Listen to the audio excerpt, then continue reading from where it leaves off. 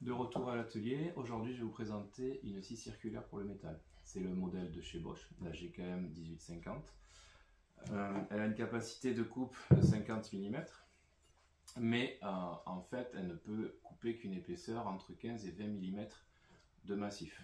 C'est-à-dire que sur une barre pleine, on va faire du 20 mm. Sur un profil aluminium creux qui nécessite moins de force, on pourra faire du 50. Cette scie donc se présente comme une scie circulaire pour le bois.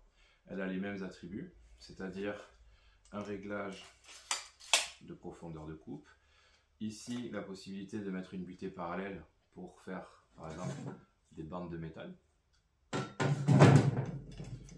Elle a un crochet qui permet de la suspendre à un escabeau, à un profilé, donc aluminium par exemple quand on fait du panneau solaire. On l'accroche à la structure, ça évite qu'elle glisse du toit, ou à l'échafaudage, ou on peut la suspendre à un crochet de l'échelle par exemple, ou à la ceinture. Elle est un peu lourde pour la ceinture, mais ça peut dépanner. Ensuite, il y a le capot protecteur. À partie avant, une partie transparente qui permet, grâce à une LED, de mieux voir le trait de marquage quand on fait le trait à la pointe carbure. Ça permet de faire briller le trait et on peut mieux le suivre. Et ici, un réservoir pour la limaille. Donc ça c'est pratique, notamment quand on est dans un atelier ou sur une toiture. Ça évite de mettre de la limaille partout. Et par exemple pour l'aluminium sur une toiture photovoltaïque, ça évite d'avoir des paillettes partout sur la toiture qui au premier orage va descendre dans les descentes d'eau. Et si la personne récupère l'eau, elle va avoir beaucoup de limaille dans son réservoir d'eau pour le jardin.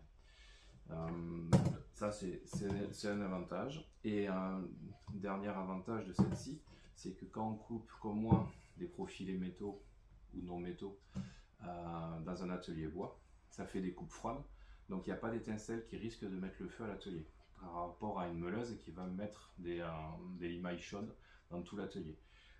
Ça fait moins de poussière aussi, puisque toute la limaille est récupérée là et il n'y a pas de disque de coupe qui va se consommer, donc dégager une poussière dans l'air. Donc pour les poumons c'est mieux aussi.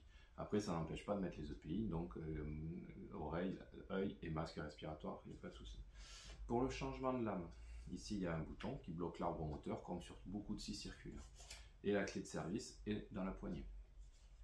A noter que le moteur n'est pas brushless, c'est un moteur ancienne génération à charbon qui est puissant, qui a une vitesse de coupe de 4250 tours, donc c'est quand même satisfaisant. Par contre, seul bémol, c'est pas brushless, je ne sais pas pourquoi. Bien sûr, c'est compatible avec toutes les batteries Bosch, donc les Procore, les standards GBA, et après en 5.5 ou en 8 qui sont plus lourdes. Pour de la coupe standard, je vous conseille de la 4 en Procore ou de la 5 en normal. Et après, pour les coupes un peu difficiles comme du fer plein, passer sur une 5.5 ou une 8 qui sera plus grosse et plus encombrante, mais qui permettra d'avoir une autonomie supérieure et une puissance en courant d'appel plus importante. Donc voilà cette petite scie compacte et pratique sur le chantier au quotidien. Je vais vous montrer quelques exemples de coupes que j'ai réalisées sur chantier et un petit panel donc des coupes faisables. Donc ça c'est du fer, donc c'est les tôles que j'achète pour faire des habillages, des boîtes, des box, en fait ce que vous voulez. C'est du 3 mm, ça se coupe comme dans du beurre, et l'avantage de la scie circulaire c'est qu'on met une règle et ça fait une bande parfaitement droite, et la qualité de coupe, je vais vous approcher après, est parfaite et on ne se coupe pas même sans gants. Donc c'est froid et propre. Pour le faire plein, ça prend un peu plus de temps, il faut laisser travailler la scie, mais ça le coupe sans problème. Je vous montrerai un exemple, une vidéo d'exemple. Ça c'est du 3 mm en profil rectangulaire, donc ça fait des coupes parfaites, bien sûr, j'ai utilisé une équerre à 45 pour faire guide de coupe. Et la coupe, l'avantage c'est qu'elle est parfaitement perpendiculaire sur la première et sur la deuxième, puisque la lame va couper les deux à la fois. Une meuleuse, c'est pas toujours le cas. Après, si on pratique souvent la meuleuse, on va y arriver. Mais là, c'est vrai que c'est pratique parce qu'il y a un coup de scie et c'est coupé. Après, bien sûr, du 20-20 en 3 mm creux, donc ça c'est facile à couper pour elle.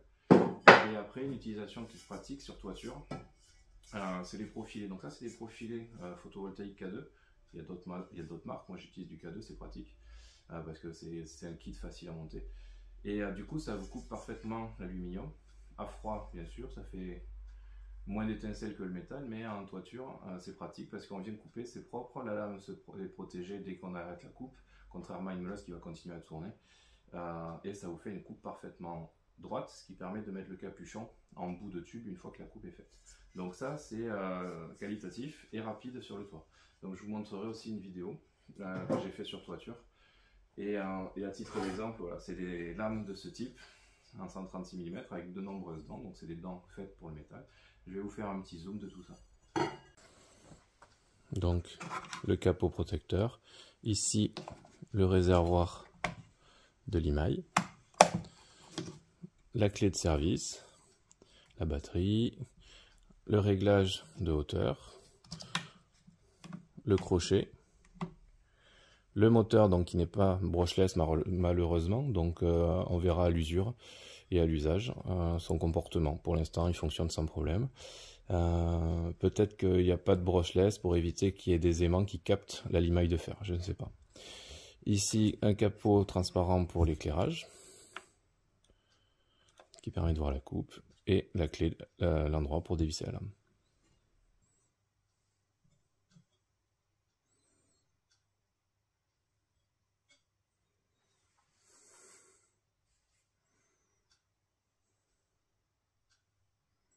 Donc un petit zoom sur les dentures de lame métal. Donc c'est des angles à 0, voire -5 des fois. Ils sont très rapprochés et ça permet de couper le métal. Ou le matériau non ferreux bien sûr, mais pas le bois.